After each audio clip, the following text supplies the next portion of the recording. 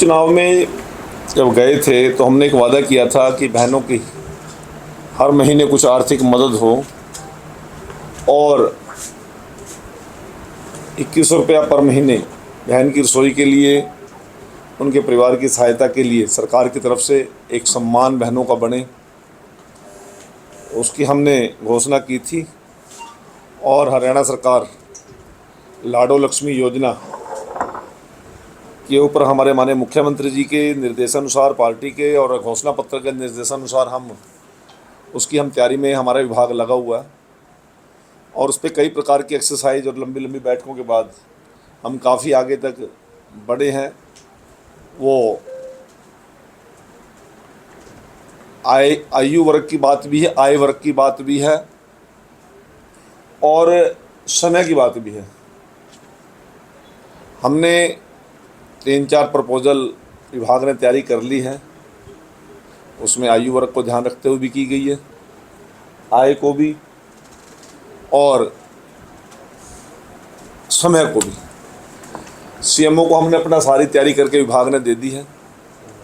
और जैसे ही मुख्यमंत्री कार्यालय की तरफ से और वित्त विभाग की तरफ से हमारे विभाग को जिस प्रकार की जानकारी देने की और योजना लेकर जाने की बात आएगी, हमारा विभाग उसी समय उस योजना की तैयारी में बिल्कुल तैयार है। और मुझे उम्मीद है कि मुख्यमंत्री जी शीघ्र ही इस योजना को, इस स्कीम को बहनों की उन्नति और तरक्की के लिए, मजबूती के लिए, उनका सशक्तिकरण के लिए शीघ्र ही इसको घोषित करेंगे। और मेरी बहनों का सशक्तिकरण हो, इस प्रकार की चिंता हमारा विभाग कर रहा है। सर, टोटल कितनी महिलाएं हैं, कोई नंबर हो इसमें? मैं बता रहा हूँ, आधी आबादी लगभग 2,82,00,000 की अभी तक हमारी पॉपुलेशन है। यदि आधी आबादी 48% के आसपास हमारी बहनों की संख्या अप डाउन करके बढ़ती है। अब उसमें एज ग्रुप की बात आती है। स्कूल गोइंग जो चिल्ड्रन हैं, गर्ल चिल्ड्रन हैं, या कॉलेज गोइंग हैं, या मैरिज का जो हमारा पैमाना है बेटियों की, 2-3 क्राइटेरिया को देखकर हमने उस फेज़ में उसको तय कर दिया है।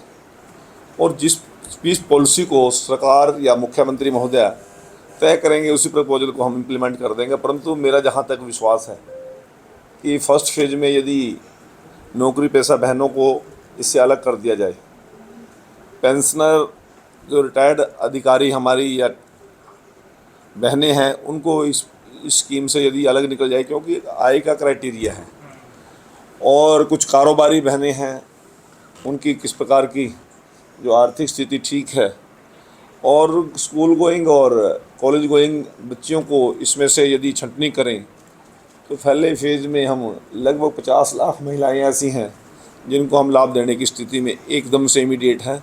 बाकी तय तो मुख्यमंत्री कार्यालय ने करनी है।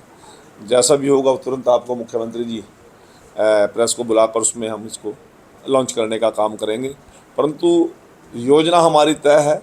जैसे ही मुख्यमंत्री कार्यालय की तरफ से कोई जानकारी आएगी, हमारा विभाग तत्पर है और इसको स्कीम को लॉन्च करने के लिए हम तैयार हैं। योजना फाइनल करके आपके द्वारा भेजी जा चुकी है? हमने सारा डिस्कशन मुख्यमंत्री कार्यालय और वित्त मंत्रालय, वित्त विभाग से हमारे डिपार्टमेंट ने कर लिया, हमारे अधिकारियों ने तय कर लिया है।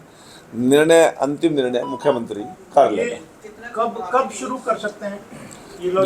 2-3 इवेंट है, 2-3 इवेंट है। बाकी तो फाइनल मुख्यमंत्री जी ने करना है, परिस्थितियों के अनुसार जब भी करेंगे। हमारी योजना, कौन से इवेंट है? नहीं मैं कह रहा हूँ हमारी योजना, हमारी फाइल बिल्कुल तैयार है। अभी रक्षाबंधन आ रहा है, फिर नहीं मैं कह रहा हूँ इसी प्रकार से मैं बताना चाहता हूँ, कुछ चीज़ें सीएमओ ने करनी होता है, वो उन्हीं का अधिकार क्षेत्र की बात है। परंतु हमारे विभाग ने अपनी तैयारी कर ली है। अभी जब फाइनल करेंगे लॉन्च किस एज ग्रुप में, कहाँ और किस उसमें करते हैं, तो तब फिर फाइनल कर पाएंगे ना। अभी तो मोटा सर पहले चर्चा थी कि बीपीएल फैमिली को शामिल किया जाएगा, फिर अगर ऐसा देखा जाए तो सरकार वृद्ध पेंशन जो देती है उनका पैमाना कुछ और है, तो आपकी तरफ से अलग अलग पैमाने में मतलब इनकम का कुछ रखा है क्राइटेरिया, कितनी इनकम होनी चाहिए? 3-4 क्राइटेरिया पे हमने काम किया है और सारा प्रपोजल हमने सरकार को दिया, सरकार तय करेगी। हमने प्रपोजल तैयार कर दिया। सर एक कल रणदीप सुरजेवाला की तरफ से बयान दिया गया, का माहौल है, पुलिस कुछ नहीं कर रही है, सरकार दिशा निर्देश। मैंने भी वो प्रेस कॉन्फ्रेंस देखी थी, जिस प्रकार का झूठ का पुलिंदा इकट्ठा करके आपके सामने वो परोस के चला गया। कहीं पर भी एक राष्ट्रीय महामंत्री, एक नेशनल पार्टी का आदमी जिन जिन ग्रुप्स का वो नाम लेके गया है, वो कोई पंजाब का उठा के ग्रुप का नाम हरियाणा से जोड़ रहा है, कोई दूसरे प्रदेशों के ग्रुप्स का नाम हरियाणा से जोड़ रहा है। इतनी बड़ी उन्होंने ऐसा भय का प्रेस के अंदर माहौल पैदा कर दिया कि जैसे कोई हरियाणा में सर्वाइव ही नहीं कर पाएगा। रणदीप सुरजेवाला जी हर बयान देकर उसमें भागने में माहिर हैं।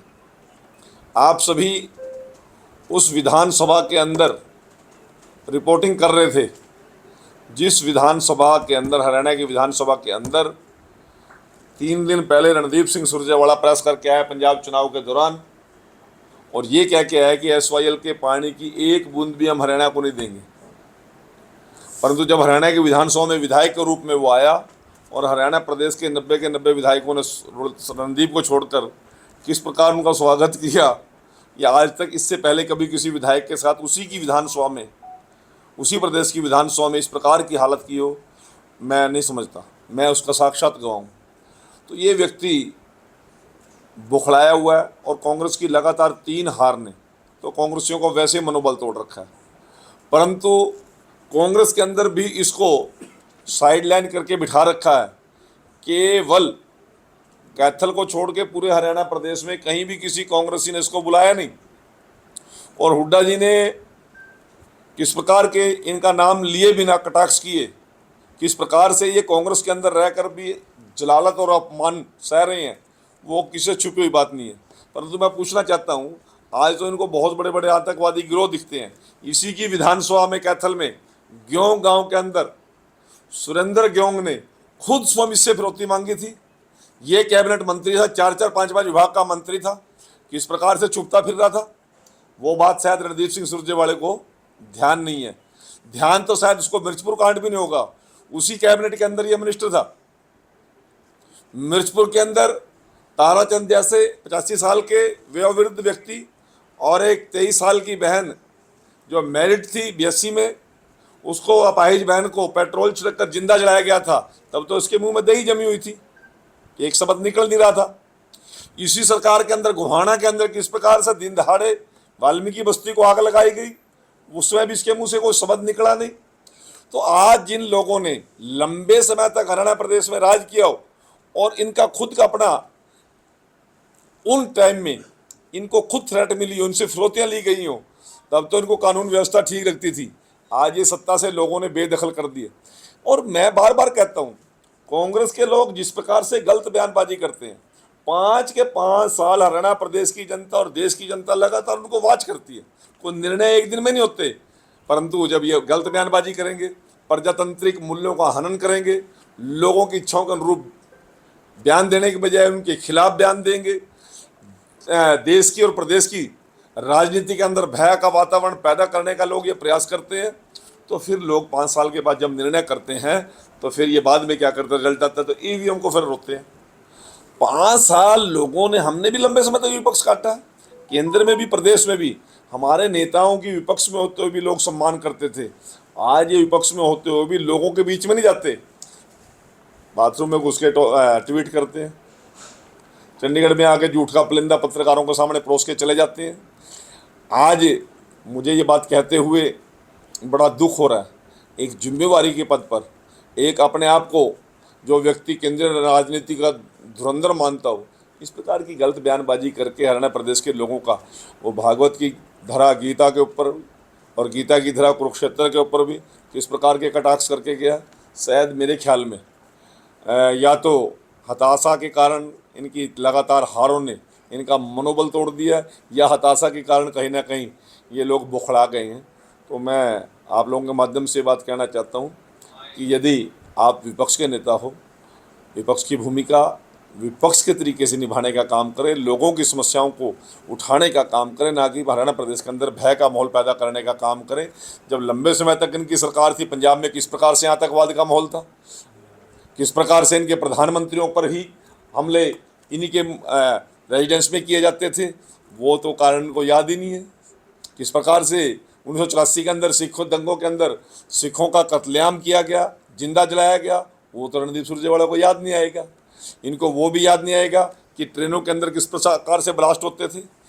स्वयं जिस कैथल के ये विधायक, इनके बेटे विधायक हैं, उसी कैथल के अंदर आके आतंकवादी इनके राज्य के अंदर हमले करके जाते थे। उसी पंजाब के अंदर जहाँ इनकी सरकार लंबे समय तक रही, इसी चंडीगढ़ के अंदर दुनिया भर का आतंकवाद का माहौल था। और उन आतंकवादी शक्तियों के साथ ये लोग प्रधानमंत्री कोठी में और प्रधानमंत्री कार्यालय के अंदर बिरयानियाँ खाने का काम करते थे। जाके जम्मू कश्मीर में किस प्रकार के बयान करते हैं कि आतंकवादी गतिविधियों में संलिप्त लोगों को तुरंत हमारी सरकार आने के बाद जेलों से छोड़ जाएगा। क्यों छोड़ दिया जाएगा? किस प्रकार से सेना का मनोबल गिराने के लिए सेना के ऊपर एक क्वेश्चन मार्क करते हैं। किस प्रकार से इन लोगों की बयानबाजी होती है, केवल देश के लोगों का मनोबल तोड़ने की होती है।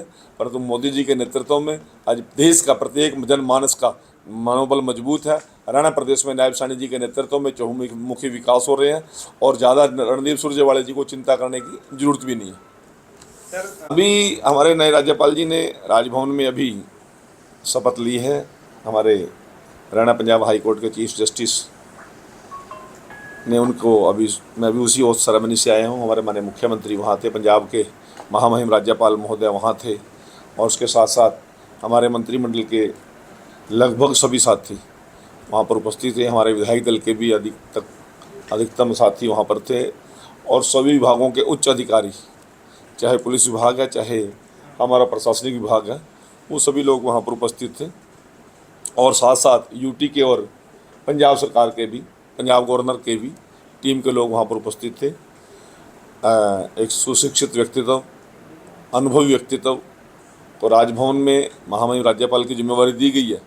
उनके अनुभव का हरियाणा की सरकार को, हरियाणा की जनता को लाभ मिलेगा, ऐसा मुझे विश्वास है। लॉ एंड ऑर्डर की सर बात कर रहे थे रणदीप सुरजेवाला ने कल प्रेस कॉन्फ्रेंस की और अलग अलग जिलों की। जब जिम्मेवारी की पदों पे होते हैं तब तो उनके मुंह में मैं बता रहा हूँ ना, तब तो दही जमी होती है। आज इनको बड़े बड़े चुटकुले समझ में आ रहे हैं, बड़े लच्छेदार इनको वक्तव्य देने में अच्छे लगते हैं। जब जिम्मेवारी पे थे इसी विभाग के अंदर, यहीं पर इसी सेक्रेटरीट के अंदर ये मंत्री थे, तब तो कोई इनकी क्रिया प्रतिक्रिया नहीं आती थी, तब तो मुँह छुपाते थे, तब तो इशारा करते थे भूपेंद्र हुड्डा की ओर, अपने और तरफ उंगली नहीं आने देते थे। आज दूसरे के ऊपर उंगली उठाना, आरोप लगाना बड़ा आसान लगता है, परंतु वो आतंकवाद का माहौल आपने भी झेला है, हमने भी झेला है, और देश और प्रदेश की जनता ने भी झेला है। वो इन्हीं का राज था, और आज भी ये कहते हैं कि हमारी सरकार सत्ता में आई तो उन आतंकवादियों को छूट भी देंगे और उन लोगों को करोड़ करोड़ रुपए देकर उन लोगों को पोषण करने का भी काम करेंगे। सर एक सवाल है मेरा, पीछे आपने मुख्यमंत्री आवास में एक समाज के लोगों को बिठा करके मीटिंग कराई और बड़ी समस्या का समाधान किया, लेकिन उसके बाद खाली हो गई और लोग कह रहे हैं कि पुलिस और कर्मी कह रहे हैं कि हमारी बात नहीं सुनी गई, हमसे भी सुनना चाहिए, हमारे पे एफआईआर दर्ज करा दी कि कोई सुनने वाला नहीं है। मंत्री जी हमारी बात तो सुनी नहीं, क्योंकि हमारा काम है कानून व्यवस्था बनाना, और इन सारे मैटर में हमें बिल्कुल दोषी करार दे दिया गया, सुना नहीं गया। क्या पूरा आप भी एक तरफा बात कर रहे हैं। मेरे को एक भी पुलिस वाले का बयान मुझे सुनाई नहीं दिया, एक भी पुलिस वाले ने ये बयान नहीं दिया। पुलिस चौकी खाली कराने वाला अलग इश्यू है, मैं उस पर बाद में बात करूंगा। परंतु आप यदि हिसार की प्रेस और चंडीगढ़ की प्रेस आप निकाल लीजिए, उसके अंदर अक्सर तय उस बच्चे गणेश के पिताजी के भी यही शब्द थे, वही शब्द माननीय मुख्यमंत्री जी के हैं, वही शब्द मेरे हैं, वही शब्द जो कमेटी के लोग आए थे उनके हैं, वही शब्द एडीजीपी साहब के राव जी के हैं, वही शब्द हमारे एसएसपी शशांक सावंत जी के हैं, और वही के वही शब्द हमारे डीसी हिसार के हैं। हमने एक बात कही, इसकी जांच कराएंगे। जहाँ पर परिवार जांच कराना चाहे परिवार जांच करा ले, जहाँ पे पुलिस के कर्मचारी चाहते हैं वहाँ पे पुलिस के कर्मचारी जांच करा ले। एक भी दोषी को छोड़ेंगे नहीं और एक भी निर्दोष पर आंच नहीं आने देंगे। आज भी वही बयान है, हमारे एडीजीपी साहब का वही बयान है, मुख्यमंत्री जी का वही बयान है। इसमें गलत बात कौन सी हो गई है? जांच कराना कोई गलत है क्या? हम तो पुलिस की तब आप आरोप लगा सकते थे हमारे अधिकारियों पर, हमारे मुख्यमंत्री जी पर, यदि हमने एक तरफा जांच की होती, एक तरफ ही हमने कोई आरोप लगाए होते। पीड़ित परिवार के साथ भी जिन लोगों ने जाति की है उनका साथ, क्या पीड़ित परिवार को न्याय नहीं मिलना चाहिए? क्या निर्दोष पुलिस वालों को न्याय नहीं मिलना चाहिए? तो सारी जांच करेंगे ना, अभी से कोई उतावलापन दिखाने की क्या जरूरत है? वो चौकी खाली करने वाला अलग मामला था, उसको इससे मत जोड़िए, ये दोनों प्रकरण अलग अलग हैं। चौकी खाली करने पर आप मैं दूसरी बात कह रहा हूँ, वो अलग मामला है, ये अलग मामला है। मैं आप लोगों को ये बताना चाहता हूँ कि हमारा सभी का एक ही बयान था कि दोषियों को बख्शेंगे नहीं। यदि इधर से सामान्य नागरिकों ने पुलिस पर कोई वार किया है, हमला किया है, तो उनको भी सजा, उसमें कोई छूट नहीं है किसी को भी। परंतु यदि पुलिस के ने किसी पुलिस वाले की जाति के कारण किसी की जान गई है तो उसको भी जांच करनी चाहिए कि नहीं करनी चाहिए? इसमें कौन सी गलत बात कह दी हमने? और पुलिस का मनोबल बढ़ा रहे, इसकी चिंता मुख्यमंत्री जी को भी है, मंत्री होने के नाते मैं भी करता हूँ, हमारे अधिकारी होने के नाते के राव जी भी कर रहे हैं, शत्रुजीत कपूर जी भी कर रहे हैं, हमारे एसपी साहब भी कर रहे हैं। किसी का मनोबल गिरने नहीं देंगे।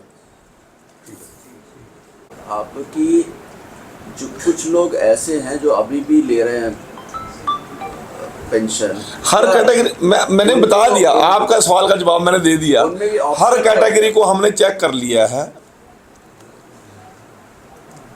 File number 1, file number 2, file number 3, file number 4, file number 5 तय अंतिम फैसला मुख्यमंत्री कार्यालय। नहीं, पर मंत्री जी इसमें ये बात आती है जो ऑलरेडी बेनिफिट ले रहे हैं उनको तो इस स्कीम में अभी फिलहाल नहीं लेंगे ना, या बिल्कुल ही नहीं लेंगे ना? नहीं, ऐसा नहीं है। अब मान लो 60 साल की एज से बाद जो वृद्धावस्था पेंशन ले रहे हैं वो तो ऑलरेडी 3000 ले रहे हैं ना। हाँ, कोई विकलांगता में ले रहे हैं, कोई मैं हैं। वही कह रहा हूं, कई कैटेगरीज बनानी पड़ी हमें, इसके लिए बड़ा लंबा मंथन करना पड़ा है, कई ग्रुप्स में हमें मीटिंग करनी पड़ी, कई विशेषज्ञों की भी इसमें राय लेनी पड़ी।